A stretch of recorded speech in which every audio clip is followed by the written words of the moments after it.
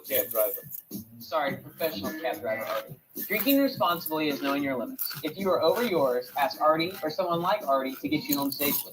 To learn more about drinking responsibly, go to beforeyoudrink.org.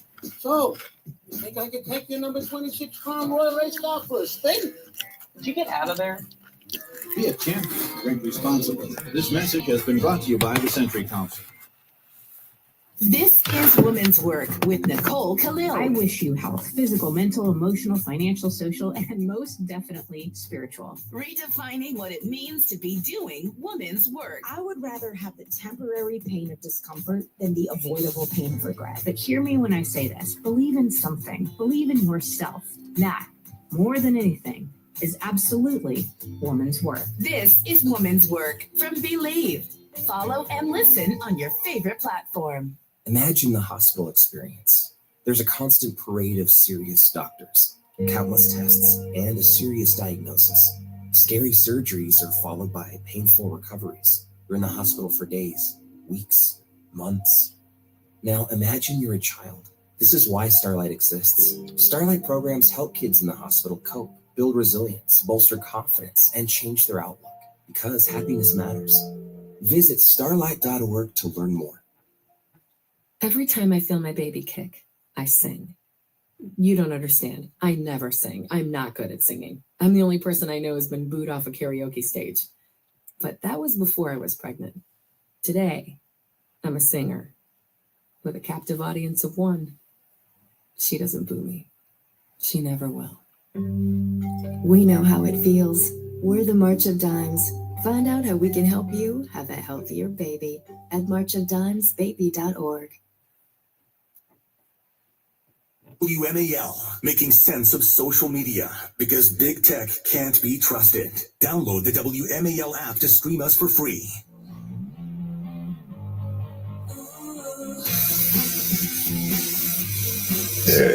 What do you think? Call 844-484-3872 and make your opinion known. 844-4-the-USA. The Vince Show. It's now my honor to welcome to the program the 47th President of the United States, Donald J. Trump. President Trump, great to have you with us, sir. Thank you very much, Vince. It's an honor. It's an honor, as always, to speak with you. And now on the platforms that Rush Limbaugh and Dan Bongino built, if you can believe it, we're nationwide here. I've been watching your rise. I'm not surprised at all. Thank you for that. Very good. Let me ask you about Dan while I'm on the subject. Dan is now working for you as the deputy director of the FBI. What was that conversation like when you asked Dan to come work at the FBI with you? Well, we wanted him, and we thought he might do it. But he had to get somebody very, very good to take his place. That's very hard. Then I heard it was you. And I said, I think we're getting Dan. That would be great. So we got 2 for 1 because you're doing great. Thank you very much. Let's talk about your presidency, how things are going with you. We're now 65 days in, if you can believe it. And although it doesn't receive a lot of coverage, we've had a lot of positive news. Violent illegals are being rounded up and deported by the thousands. Border crossings down by 96%. Manufacturing jobs up. Inflation is going down. Gas prices are way down. Egg prices are down. Orange juice prices are down. Is this, in your view, going better than your first term? It is. It really is. I mean, it's been very smooth. I would say probably as smooth as we've seen. They have polls that rate them. They rated me the best first and second month in the history of the presidency. George Washington was second, so you'd say that's pretty good. I would say, yeah. I mean, I think it's very different. It seems to be more solid. First term, I was fighting everybody, Vince, everybody. You know that. And I was fighting when I was fighting them good, but it was very unnecessary. They were doing the Russia hoax. They were doing a lot of things that were very bad. And this time they're with me. People are with me at a level like I think you have never seen, nobody's seen. It's been very good. Actually, very, very good. Last week, I had Vice President Vance on the show, and he was a total star. He was great in that conversation. And I've noticed that the two of you seem to be working very well together as a team. Yeah.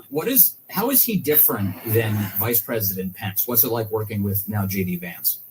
Well, they're very different personalities. J.D. is more outward going. That's not to knock the other, but he's certainly more outward going.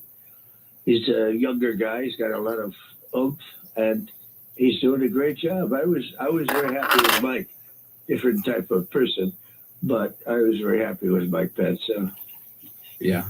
Vice President Vance, I saw announced yesterday that he's joining that delegation to Greenland this week. That was originally it was going to be his wife, Usha Vance, who was going. She was kind of the top line visitor to Greenland. And now the vice president himself is going. What's the mission there? What are they up to, that delegation? Well, to let them know that we need Greenland for international safety and security. We need it. We have to have it. And it's a island that from a defensive posture and even offensive posture is something we need, especially with the world the way it is. And we're going to have it. And so I hate to put it that way, but we're going to have it. Modern day weapons. When you look at ships going up their shore by the hundreds, it's a busy place, and it's really something we have to have.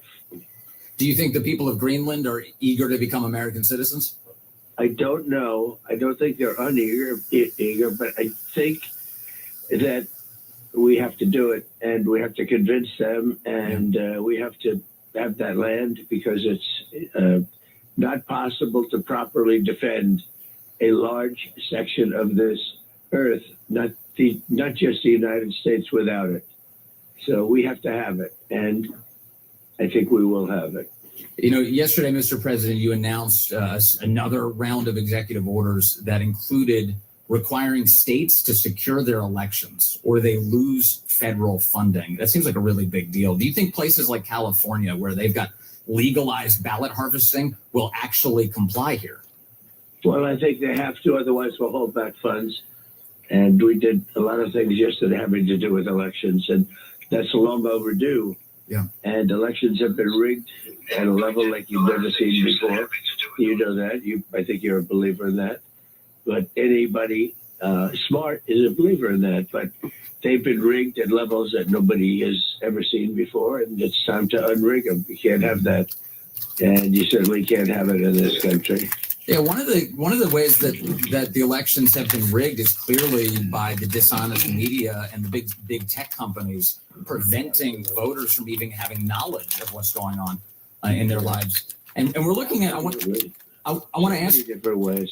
Yeah, they don't do as per the legislature, but they're also just ballot drops. Okay, we get into lots of ways, but they ballot drop. They cheat like hell.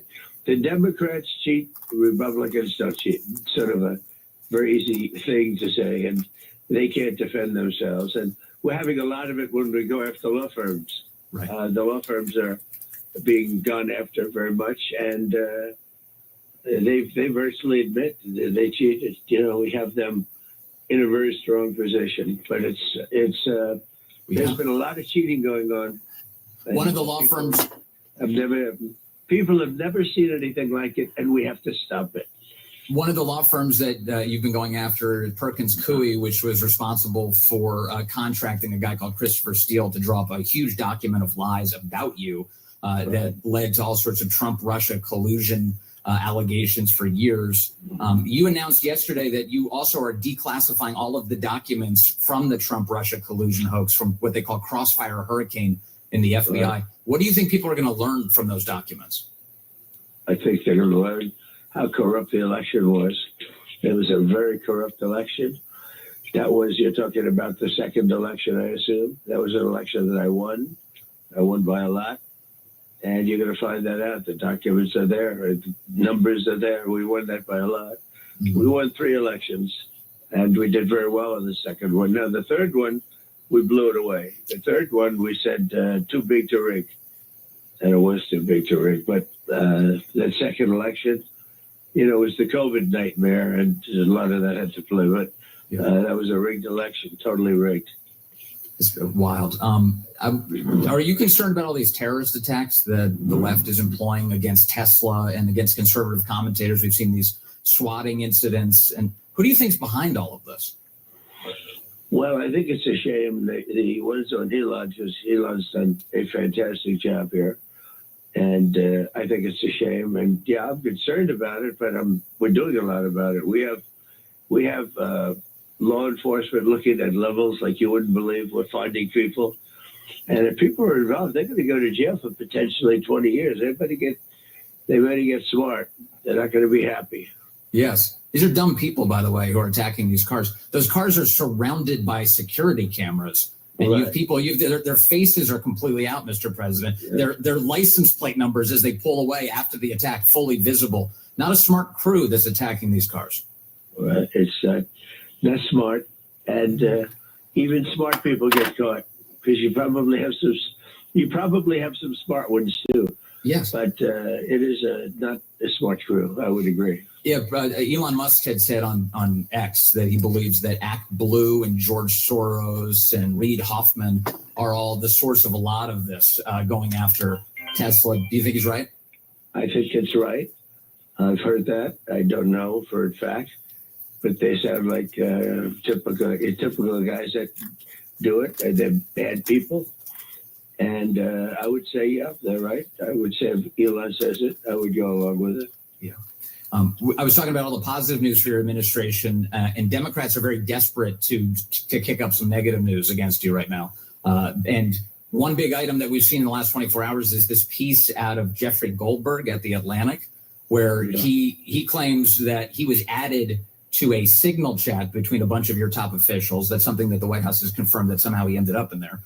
There's an investigation going on as to how that occurred. But let me just start with that piece of it. Out of a country of over 300 million people, how is it that Jeffrey Goldberg, who hates you, ends up on this signal chat? Isn't that bizarre? It is bizarre. He's a sleazebag at the highest level. Yeah. His magazine is failing. It's going to be out of business soon, in my opinion. It's bad. It's too bad we give it a little boost like this. But somebody in my group either screwed up or it's a bad signal. It's a bad signal, happens to. But it seems to be maybe came in with a staffer, and it was by accident, from what we can tell. We'll know pretty much today, I think. But we have some pretty good guys checking out the phones. But it's something that is not a big deal, other than you want to find out who did it and how they did it, because you don't want to happen. In the future, you can have that happen. But I've known him for a long time, and he is truly a sleazeball. There's no question about it. The update we got this morning, the breaking news update this morning is yesterday, Jeffrey Goldberg was insisting that there were secret war plans that were discussed. There were plans, he insisted. And then just a short while ago, this morning, The Atlantic published some of these texts that they claim were war plans. And I noticed that in them, they refer to it, Secretary of Defense Hegseth is referring to known targets, but he doesn't say what the targets are. He just generically refers to them. Those don't sound like detailed war plans. No, and there weren't details, and there was nothing in there that compromised, and it had no impact on the attack, which was very successful. It was a very, very successful attack. Then it's an attack that Biden should have done 3 years ago, but he didn't do it, because it would have been a lot easier 3 years ago. But we're having very good luck on the attack. It's an attack that has continued. Yeah. But just thing like that, maybe Goldberg found a way. Maybe there's a staffer. Maybe there's a very innocent staffer. But I think we'll get to the bottom of it very quickly, and it's really not a big deal. Yeah. On the foreign policy front, you mentioned all these strikes on the Houthis. I know when you were elected, one of the key reasons is that you would bring about a peace in all of these big conflicts, in particular in the Middle East and in Ukraine. Where are you most hopeful right now? Do you sense that one of these conflicts is more likely to end sooner than later? I think I'm hopeful everywhere. Everywhere we're working, we're making tremendous progress in the Middle East. October 7th was a bad day, to put it mildly, and a lot of people were killed. Yeah. And they shouldn't have been killed. But we're making great strides in the Middle East, and we're making great strides with Russia, Ukraine. Yeah, it sure seems like it. You're working with Democrats to some extent, although you don't need to at the moment. You've got the House and the Senate. But one of the things I noticed about these Democrats is that they don't have a leader. It's not clear who's even leading their party. So if you, Mr. President, were to try and negotiate with the Democrats today, Who are you calling? Who would you even call to negotiate with that party right now? Well, nobody knows. They don't have a leader. They have a girl named Crockett who is, there's something wrong with her. She can't speak.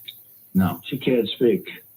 She can't get the words out of her mouth. She's, I can't see her going very far in politics.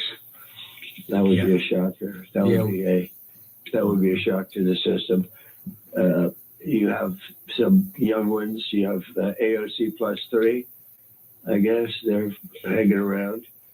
And, people are waiting to make their moves, I would imagine, like in the Democrat Party. But we have a party where we do have a leader. So strong leader, very strong. That's right. And Jasmine Crockett, you just referenced yesterday, video going around of her calling Governor Greg Abbott, who's in a wheelchair, Governor Hot Wheels. She's been called out for that.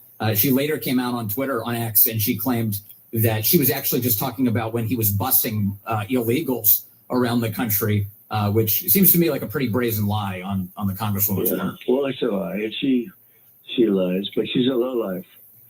And she's a very low IQ person and a lowlife. And I don't imagine the Democrats are going to have a person like that running their party. If they do, and they'll never win an election again, it would be very hard. But I can't imagine she's going to last long. And what do you think of Governor Gavin Newsom's? To be smart, you do need a brain. You can't get around with little quips. And I've watched her. I've only heard her for the last couple of days, and I watched her make a speech, and she can't speak. And she truly is a low-level person on the very important chart of intelligence. Yeah. And really, it's nice to have intelligent people running your operation. Yeah. So somebody you can talk to, who you could have a good conversation with. She was a comedian. I couldn't believe she was a congressman or whatever she is. and no, I thought she was a comedian. That's unbelievable. And she was sort of a little bit funny, but crude. And now I find out she's actually a politician. With the Democrats are going to suffer with this one. Yeah, in some ways, finally, I kind of think that she's helping you in a way, because Democrats, they're just all cartoon characters right now, and people are looking at you. Yeah, she's a dream. Yeah, she really is. The President of the United States, Donald Trump. Sir, it is such an honor to talk to you again. Can't wait to do it again sometime. Well, good. We're going to do it, and good luck. And you're replacing a man. Maybe he'll be back there someday. But when I heard you got the job, I said they cannot have done better, because you are terrific, and you're going to have a great career anyway. So whether you'll be there or someplace else, Vince, you're going to have a great career. President Donald Trump, the absolute best. Thank you, sir. Thank you very much. Thank you. The Vince Show. I had the worst dream last night. You were in a car crash, and the kids and I were on our own. We had to move out of the house because I couldn't afford it anymore. Oh, it's awful, hon. My brother got life insurance from Ethos, and it only took 10 minutes. And he got $2 million in coverage for around $2 a day. It's all online. No medical exam. He just answered a few health questions right from his house. Ethos, here we come. Visit ethos.com/life. That's ethos.com/life. Sandalway is a 10-year term life policy for 35-year-old healthy non-smoker. There you have it. Are you a small business owner who needs immediate What's the matter, owls? Anyways, I just wanted to go live. I didn't know he was going to be live, and I'm sitting here, so I went live, and there you have it. This is Jasmine Crockett. Here comes another one. What's wrong with these fuckers? I'll be back later. Vince Colonnese.